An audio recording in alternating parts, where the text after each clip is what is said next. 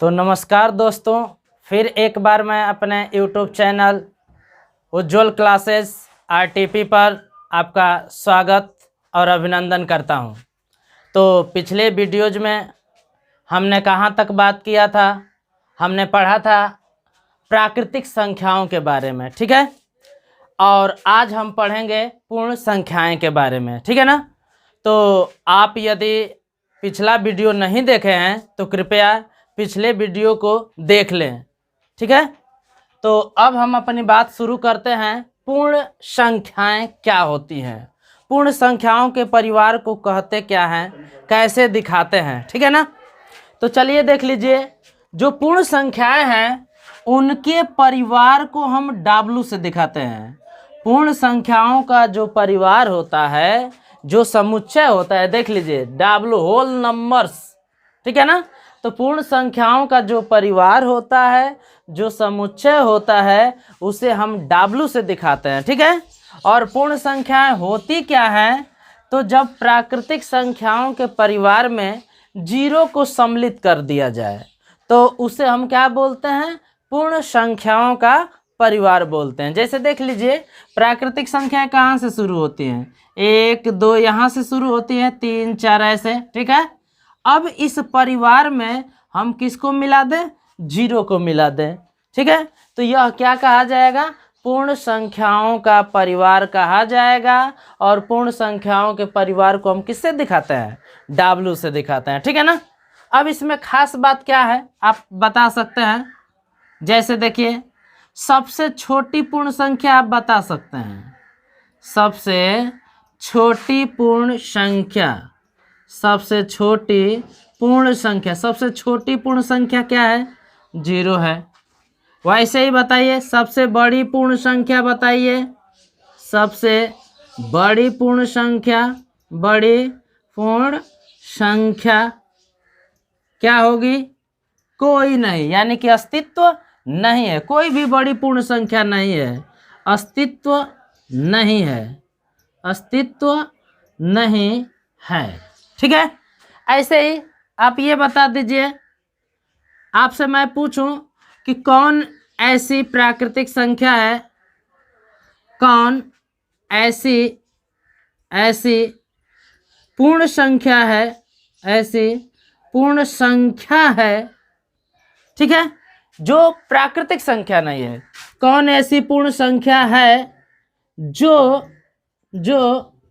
प्राकृतिक संख्या नहीं है, जो प्राकृतिक संख्या नहीं है। तो आप सोचिए कि कौन ऐसी इसमें है संख्या जो पूर्ण संख्या तो है लेकिन प्राकृतिक संख्या नहीं है। तो आपका जवाब होगा क्या बताइए?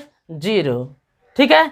क्योंकि ये जो भी सारी संख्याएं हैं वह सारी प्राकृतिक संख्याएं तो हैं, ठीक है ना। लेकिन 0 जो है वह क्या है? प्राकृतिक संख्या नहीं है। तो 0 ऐसी संख्या है जो क्या है? पूर्ण संख्या है लेकिन प्राकृतिक संख्या नहीं है। पूर्ण संख्याओं की संख्या कितनी है? पूर्ण संख्याओं की संख्या, पूर्ण संख्याओं की संख्या कितनी है बताइए? कितनी संख्या है? गिना जा सकता है? नहीं, असंख्य है, ठीक है, यानी कि अनंत है, ठीक है, अनंत। ऐसे ही आप बताइए, और एक सवाल मैं बता देता हूं। सबसे छोटी विषम पूर्ण संख्या कौन है? सबसे छोटी विषम पूर्ण संख्या, विषम पूर्ण संख्या क्या है बताइए? सबसे छोटी विषम पूर्ण संख्या बताना है इसमें से, बताइए। ऐसी विषम संख्या बताना है जो पूर्ण संख्या हो और विषम संख्या हो। बताइए, सबसे छोटी पूर्ण विषम संख्या, विषम संख्या बताना है, पूर्ण विषम संख्या। तो सबसे छोटी पूर्ण विषम संख्या आपको बताना है। तो 0 जो होता है वो सम संख्या होता है, ठीक है ना, क्योंकि 0 जो है 2 से डिवाइड हो जाता है। तो सबसे छोटी विषम पूर्ण संख्या क्या होगी? 1 होगी, ठीक है। ऐसे ही और सवाल हम बता सकते हैं, बना सकते हैं। जैसे देख लीजिए, अगला क्या होगा? सबसे छोटी, सबसे छोटी, ठीक है, सबसे छोटी समपूर्ण संख्या बताइए, समपूर्ण संख्या क्या होगी बताइए। सबसे छोटी पूर्ण संख्या, और वो भी सम होनी चाहिए, तो सबसे छोटी सम संख्या ये है। अब ये देखना है कि यह सम है कि नहीं, तो सम है, यानी कि सबसे छोटी सम पूर्ण संख्या क्या है, 0 है। ठीक है ना, तो ये आपकी खास बात रही। तो पूर्ण संख्याएं किसे कहते हैं? पूर्ण संख्याएं जब प्राकृतिक संख्याओं के परिवार में जब 0 को सम्मिलित कर दिया जाता है तो वह पूर्ण संख्याओं का परिवार कहलाता है। पूर्ण संख्याओं के परिवार को किससे दिखाते हैं? W से दिखाते हैं। इसमें खास बात क्या है? सबसे छोटी पूर्ण संख्या क्या है? 0। सबसे बड़ी पूर्ण संख्या कोई नहीं है, अस्तित्व नहीं है। कौन ऐसी पूर्ण संख्या है जो प्राकृतिक संख्या नहीं है? तो 0। पूर्ण संख्याओं की संख्या कितनी है? अनंत है। सबसे छोटी पूर्ण विषम संख्या कौन है? 1 है। सबसे छोटी सम पूर्ण संख्या कौन है? तो 0 है। ठीक है ना। तो इसके बाद मैं अगले संख्याओं के परिवार पर चलता हूं जिसका नाम है पूर्णांक। पूर्णांक, सोचिए पूर्णांक होते क्या हैं? पूर्णांक, पूर्णांक, पूर्णांक इंटीजर्स, इंटीजर्स पूर्णांक होते क्या हैं? तो जो पूर्णांकों का परिवार होता है, जो पूर्णांकों का समुच्चय होता है, उसको हम आई से दिखाते हैं। आई से दिखाते हैं चाहे जेड से दिखाते हैं। ठीक है, जो पूर्णांकों का परिवार होता है उसको हम आई से दिखाते हैं। ये आई, आई फॉर इंटीजर, आई से दिखाते हैं, चाहे तो हम जेड से भी दिखाते हैं। ठीक है ना। तो पूर्णांक क्या होते हैं? तो जब 0 प्राकृतिक संख्याएं, 1 2 ये प्राकृतिक संख्याएं, और इनके निगेटिव प्राकृतिक संख्याएं, इनके निगेटिव। ठीक है ना, ये निगेटिव प्राकृतिक संख्या मैं बोल रहा हूं क्योंकि प्राकृतिक संख्याएं तो हैं लेकिन निगेटिव में है। ठीक है ना। तो ये जो पूरा परिवार आपका मिला है, इस पूरे परिवार को हम बोलते हैं पूर्णांकों का परिवार। ठीक है। तो पूर्णांक क्या होता है? जब 0 प्राकृतिक संख्याएं और उनके ऋणात्मक संख्याओं को एक साथ लिखा जाता है, एक परिवार बनाया जाता है, तो वह परिवार पूर्णांकों का परिवार कहलाता है। पूर्णांकों के परिवार को हम लोग किससे दिखाते हैं? आई से दिखाते हैं, या फिर किससे दिखाते हैं? जेड से दिखाते हैं। जेड से क्यों दिखाते हैं? जेड से क्यों दिखाते हैं? जेड जो है वह जर्मन भाषा, जेड जो है वह जर्मन भाषा के जेहलिन शब्द से बना है। किससे बना है? जेहलिन शब्द से बना है। ठीक है ना। अच्छा है, जहल शब्द से बना है, जेहलिन, जेहलिन शब्द से लिया गया है, लिया गया है। तो आपने क्या समझा कि जेड जो है वह जर्मन भाषा के जेहलिन शब्द से लिया गया है और जिसका अर्थ होता है गिनना। जेहलिन का अर्थ क्या होता है? गिनना। क्या होता है? गिनना। ठीक है ना। अच्छा है, जेहल शब्द से भी लिया गया है, जेहल, जेहल शब्द से लिया गया है और जेहल का अर्थ क्या होता है? संख्या। जेहल का अर्थ क्या होता है? संख्या। तो आपने क्या समझा? पूर्णांकों के परिवार को आई से दिखाते हैं, आई फॉर इंटीजर हुआ। जेड से क्यों दिखाते हैं? तो जेड जो है वह जर्मन भाषा का शब्द है। ठीक है ना। और जर्मन भाषा के किस शब्द से लिया गया है? जेहलिन शब्द से लिया गया है जिसका अर्थ होता है गिनना। अच्छा है, जेड जो है वह जेहल शब्द से लिया गया है। जेहल माने क्या होता है? संख्या। ठीक है ना। तो अब हम फिर चलते हैं संख्याओं के अगले परिवार की तरफ, और संख्याओं का जो अगला परिवार है वह है क्या? वह है परिमेय संख्याओं का परिवार। परिमेय संख्याएं, परिमेय संख्याएं, परिमेय संख्याएं क्या होती है? रैशनल नंबर्स, रैशनल नंबर्स, बर्स। ठीक है ना। परिमेय संख्याएं होती क्या है? सोचना है। तो परिमेय संख्याएं क्या होते हैं देख लीजिए। तो वे संख्याएं या ऐसी संख्याएं जिनको हम भिन्न के रूप में लिख सकें, p बाई क्यू के रूप में लिख सकें, ये p बाई क्यू के रूप में लिख सकें, ठीक है। लेकिन शर्त क्या होनी चाहिए, कंडीशन क्या होनी चाहिए, कंडीशन ये होनी चाहिए कि p भी पूर्णांक होना चाहिए, p भी क्या होना चाहिए, पूर्णांक होना चाहिए, और q भी क्या होना चाहिए, पूर्णांक होना चाहिए। लेकिन यह जो q है वह 0 नहीं होना चाहिए। तो इस तरह की जो संख्याएं होती हैं उनको हम क्या बोलते हैं, परिमेय संख्याएं बोलते हैं, ठीक है ना।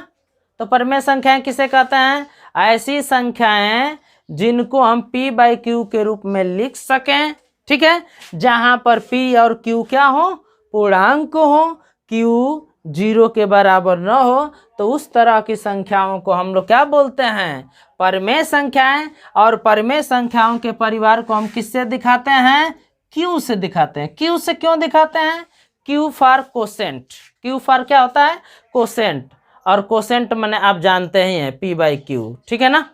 ये तो q फॉर होता है कोसेंट, इसलिए परिमेय संख्याओं के परिवार को हम लोग किससे दिखाते हैं, q से दिखाते हैं। तो परिमेय संख्याएं क्या होती हैं, वे संख्याएं जिनको p बाई क्यू के रूप में लिखा जा सके, जहां पर p पूर्णांक हो, q भी पूर्णांक होना चाहिए, q का मान 0 के बराबर नहीं हो, इस तरह की संख्याओं को हम परिमेय संख्याएं कहते हैं। जैसे अब ये बताइए, एक परिमेय संख्या है कि नहीं, एक परिमेय संख्या है, क्यों, क्योंकि एक को हम p बाई क्यू के रूप में लिख सकते हैं, 1/1 के रूप में लिख सकते हैं, ठीक है।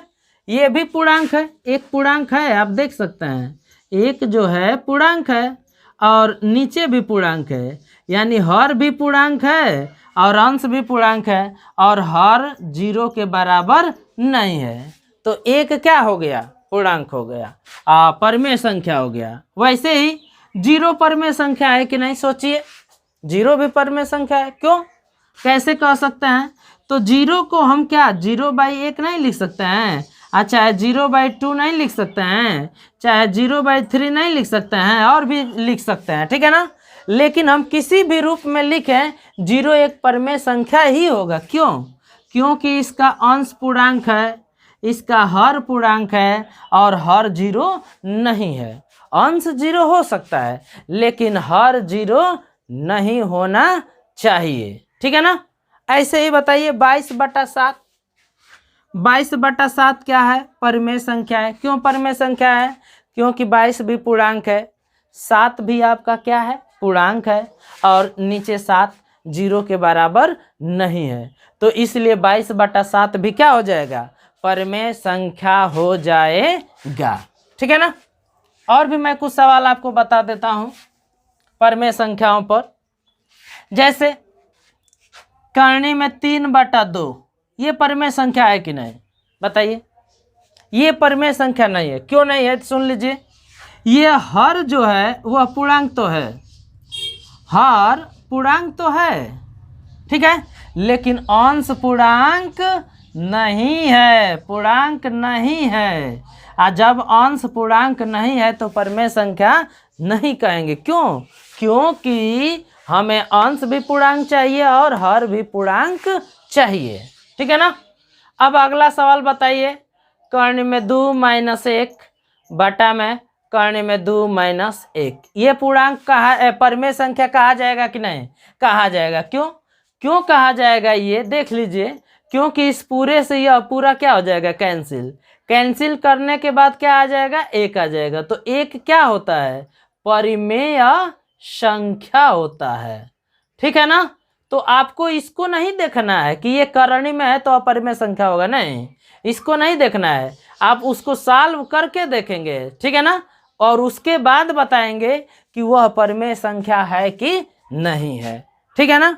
ऐसे ही और भी सवाल हो सकते हैं, -1/-2, ठीक है ना, ये परिमेय संख्या है कि नहीं, परिमेय संख्या है। -1 भी क्या है, पूर्णांक है, -2 भी क्या है, पूर्णांक है, और -2 बराबर है 0 के? नहीं, बराबर नहीं है। तो इसलिए -1 बटा -2 यह क्या है? परिमेय संख्या है, परिमेय संख्या है। ठीक है ना? चलिए, तो परिमेय संख्याएं क्या होती हैं? वे संख्याएं जिनको p/q के रूप में हम लिख सकते हैं। परिमेय संख्याओं के परिवार को किससे दिखाते हैं? q। q किससे बना है? कोसेंट शब्द से बना है। चलिए, अब आगे मैं आपको बताता हूं अपरिमेय संख्याएं। अपरिमेय संख्याएं, इर्रेशनल नंबर, इर्रेशनल नंबर्स। अपरिमेय संख्याएं क्या होती हैं? तो इसी का उल्टा हो जाएगा क्या? कि जिस संख्या को हम p/q के रूप में न लिख सकें, ठीक है ना, p/q के रूप में न लिखा जा सके, जहां p पूर्णांक हो, q पूर्णांक हो, ठीक है, और q नॉट इक्वल टू 0 हो। जब इस रूप में न लिख सकें, p/q के रूप में न लिख सकें, p और q पूर्णांक न हो और q जो है नॉट इक्वल टू 0 हो, तो उस तरह की संख्याओं को हम अपरिमेय संख्याएं बोलते हैं। जैसे करनी में 2 है, क्या करनी में 2 को p/q के रूप में लिखा जा सकता है? हाँ, p/q के रूप में तो लिखा जा सकता है, लेकिन p पूर्णांक नहीं है। q तो पूर्णांक है, इसका हर पूर्णांक है, लेकिन p पूर्णांक नहीं है, अंश पूर्णांक नहीं है। और जब अंश पूर्णांक नहीं है तो यह अपरिमेय संख्या नहीं कही जाएगी। क्या कही जाएगी? अपरिमेय संख्याएं कही जाएंगी। ऐसे ही करनी में 3 हुआ, करनी में 5 हुआ, करनी में 6 हुआ, ये सब क्या है? अपरिमेय संख्याएं। करनी में 4 अपरिमेय संख्या नहीं होगा। क्यों? क्योंकि करनी में 4 को हम वर्गमूल लेंगे तो क्या लिखेंगे? 2, और 2 को लिख देंगे 2/1। तो 2/1 क्या है? परिमेय संख्या है। क्यों? क्योंकि 2 भी क्या है? पूर्णांक है, 1 भी क्या है? पूर्णांक है, और 1 जो है वह 0 के बराबर नहीं है। तो इसलिए करनी में 4 आपका क्या है? पूर्णांक है। ठीक है ना? तो जो भी आप ऐसे भी बता सकते हैं कि जिन संख्याओं का हम पूरी तरह से वर्गमूल न निकाल पाए, उस तरह की संख्याओं को हम अपरिमेय संख्याएं कहते हैं। ठीक है? और जिस तरह की संख्याओं का हम वर्गमूल निकाल पाते हैं वह क्या होती हैं? परिमेय संख्याएं होती हैं। चलिए, और एक मैं बात बता देता हूं कि 2 अपरिमेय संख्याओं के बीच में असंख्य अपरिमेय संख्याएं होती हैं। क्या मैंने बताया? 2 अपरिमेय संख्याओं के बीच में, 2 अपरिमेय संख्याओं के बीच में, संख्याओं के बीच में कितनी संख्याएं होती है? तो असंख्य अपरिमेय संख्याएं होती हैं, परिमेय संख्याएं होती हैं। ठीक है ना? तो आप बता सकते हैं ऐसे ही कि 2 परिमेय संख्याओं के बीच में, इसका दूसरा रूप भी हो जाएगा 2 परिमेय संख्याओं के बीच में, परिमेय संख्याओं के बीच में कितनी परिमेय संख्याएं होती हैं? तो अनंत होती है। तो याद रखिएगा, याद ये रखना है कि 2 अपरिमेय संख्याओं के बीच में असंख्य अपरिमेय संख्याएं होती हैं, और 2 परिमेय संख्याओं के बीच में असंख्य अपरिमेय संख्याएं होती हैं। ठीक है ना? तो ये हो गई अपरिमेय संख्याओं के बारे में। अब मैं संख्याओं का जो अगला परिवार है, जिसको हम बोलते हैं वास्तविक संख्याओं का परिवार, जिसको हम क्या बोलते हैं? वास्तविक संख्याएं। वास्तविक संख्याएं, वास्तविक संख्याएं यानी कि रियल नंबर्स, रियल नंबर्स। सवाल यह है कि रियल नंबर्स किसे कहते हैं? वास्तविक संख्याएं कहते किसे हैं? तो पहला चीज, परिमेय संख्याएं और अपरिमेय संख्याएं। परिमेय संख्याएं प्लस अपरिमेय संख्याएं, अपरिमेय संख्याएं, परिमेय संख्याएं और अपरिमेय संख्याओं के सम्मिलित रूप को, सम्मिलित परिवार जो होता है, दोनों का जो मिला जुला कर परिवार होता है, वही कहलाता है वास्तविक संख्याओं का परिवार। वास्तविक संख्याओं का परिवार या समुच्चय। तो क्या मैंने बताया कि परिमेय संख्याएं और अपरिमेय संख्याओं का जो मिला जुला कर परिवार है, उसे हम क्या बोलते हैं? वास्तविक संख्याओं का परिवार बोलते हैं या समुच्चय बोलते हैं। वास्तविक संख्याओं के परिवार को हम किससे दिखाएंगे? आर से दिखाएंगे, ठीक है ना। और एक बात मैं बता दूं, वास्तविक संख्याएं किसे कहते हैं? ठीक है, वास्तविक संख्याएं किसे कहते हैं? तो जिस संख्या का वर्ग करने पर, मान लीजिए कोई भी संख्या ए है, यदि इसका वर्ग कीजिए, ठीक है, इसका वर्ग कीजिए, और यदि यह 0 या 0 से बड़ा आ जाता है, 0 आए या 0 से क्या है? बड़ा है, तो वह क्या होगा? वास्तविक होगा, ठीक है ना। अन्यथा यदि 0 से छोटा आ जाता है, तब क्या हो जाएगा? काल्पनिक हो जाएगा। वह कैसी संख्या हो जाएगी? काल्पनिक संख्या हो जाएगा। तो क्या आपने पढ़ा वास्तविक संख्याएं किसे कहते हैं? तो पहली बात याद रखिए, वास्तविक संख्याओं के परिवार को आर से दिखाते हैं। दूसरी बात कि परिमेय संख्याओं और अपरिमेय संख्याएं जो होती हैं, उनके मिलहन परिवार को, मिश्रित परिवार को मिला जुला कर जो परिवार बनता है, उसे हम वास्तविक संख्याओं का समुच्चय बोलते हैं, परिवार बोलते हैं, ठीक है। दूसरे तरह से ऐसे समझ सकते हैं कि कोई संख्या ए है, ठीक है, उसको हम वास्तविक कब कहेंगे? जब उसका वर्ग करने पर 0 आए या 0 से बड़ा है, तब उसे हम क्या कहेंगे? बोलिए, तब उसे हम क्या कहेंगे? वास्तविक संख्याएं कहेंगे। यदि 0 से छोटा आ जाएगा, तब क्या कहेंगे? काल्पनिक संख्याएं कहेंगे। जैसे देख लीजिए, जैसे ये देखिए, मैं एग्जाम्पल के तौर पे आपको ले रहा हूं।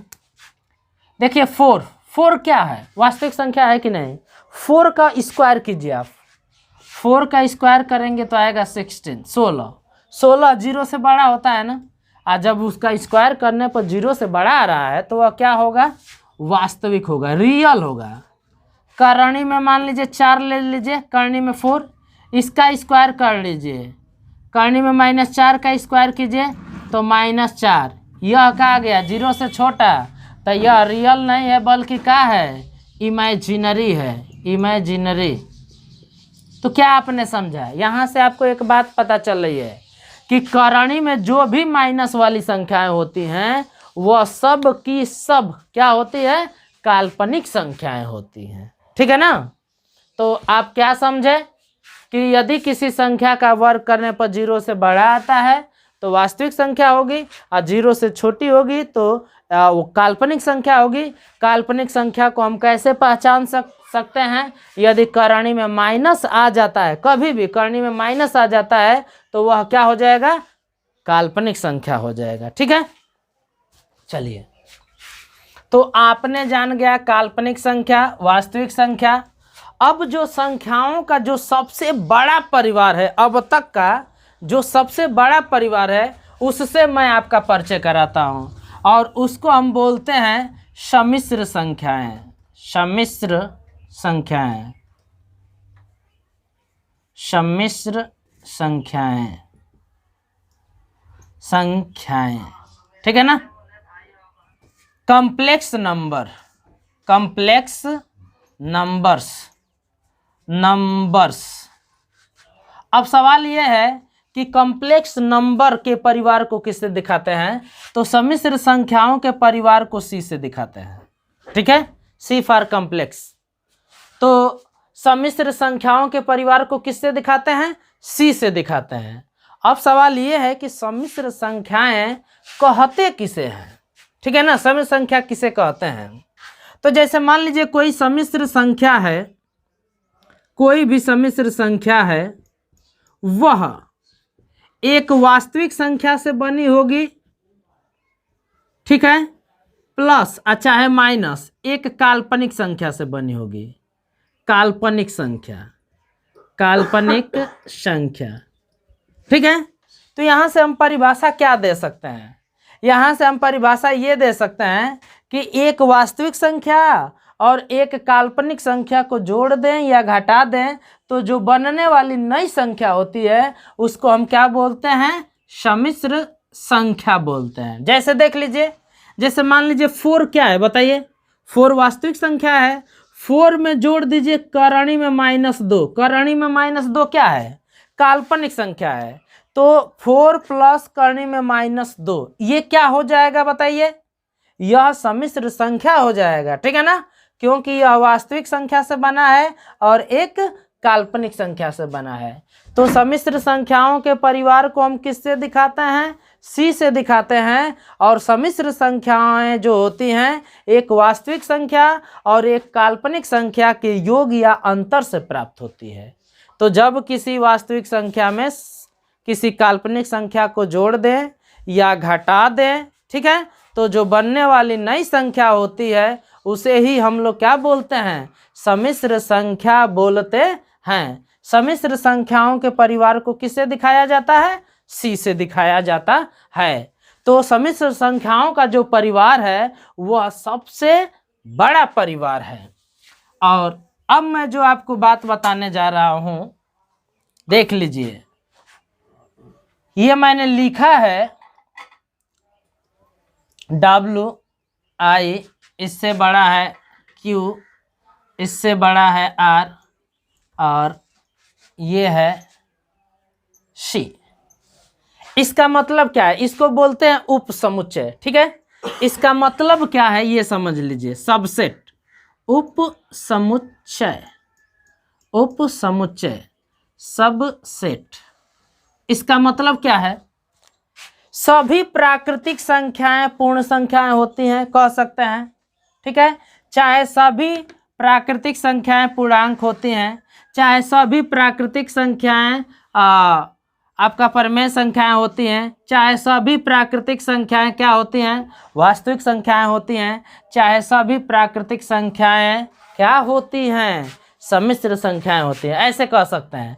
यानी कि ये एक तरह से मान लीजिए कि बड़ा का चिन्ह है, तो यह जो होगा ना इधर वाले का सब कहा जाएगा। यानी कि प्राकृतिक संख्याएं पूर्ण संख्याएं भी होती हैं, पूर्णांक भी होते हैं, परिमेय भी होते हैं, वास्तविक संख्याएं भी होती हैं और सम्मिश्र संख्याएं भी होती हैं। लेकिन जैसे मान लीजिए Q को ले लिया जाए, ठीक है, Q को ले लिया जाए, तो जो परिमेय संख्याएं, Q माने परिमेय संख्याएं, तो जो परिमेय संख्याएं हैं वह वास्तविक संख्याएं तो होंगी और परिमेय संख्याएं जो होंगी सम्मिश्र संख्याएं तो होंगी, लेकिन इधर वाले नहीं होंगी। यानी कि परिमेय संख्याएं पूर्णांक नहीं हो सकते हैं, ठीक है। जो परिमेय संख्या हैं वह पूर्ण संख्या नहीं हो सकते हैं, जो परिमेय संख्या हैं वह प्राकृतिक संख्याएं नहीं हो सकते हैं, ठीक है ना। तो ऐसे आप बता सकते हैं। और भी एक बात यहाँ से बता देता हूँ कि दो वास्तविक संख्याओं के बीच में, दो वास्तविक संख्याओं के बीच में, दो वास्तविक संख्याओं के बीच में कितनी वास्तविक संख्याएं होती हैं, तो दो वास्तविक संख्याओं के बीच में कितनी होती हैं, असंख्य वास्तविक संख्याएं होती हैं। दो वास्तविक संख्याओं के बीच में कितनी वास्तविक संख्याएं होती हैं, असंख्य वास्तविक संख्याएं होती हैं, ठीक है। चलिए अब देख लीजिए और एक आध दो पॉइंट देख लीजिए।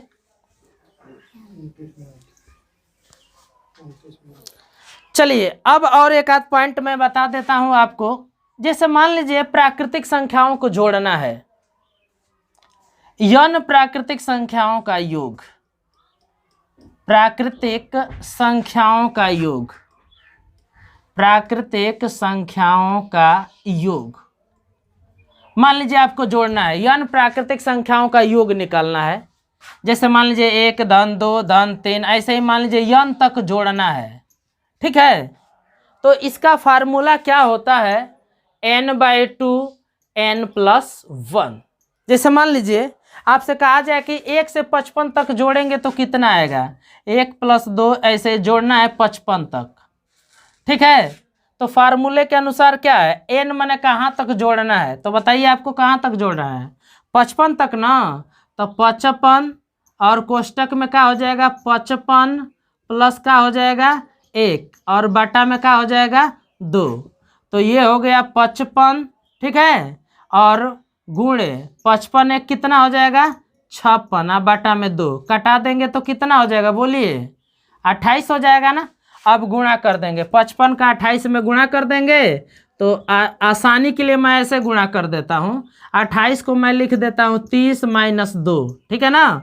गुणा कर लीजिए 0 3 5 15 को 5 हासिल 1 3 5 15 एक कितना हो जाएगा 16 माइनस 55 दूना के कितना होता है 110, 2 5 10 को 0, 2 5 10 1 11। अब घटा दीजिए 0 में से 0 जाएगा 0, 5 में से 1 जाएगा 4, 6 में से 1 जाएगा 5 और ये कितना हो गया 1। तो इस फार्मूले से आप प्राकृतिक संख्याओं का योग क्या कर सकते हैं निकाल सकते हैं।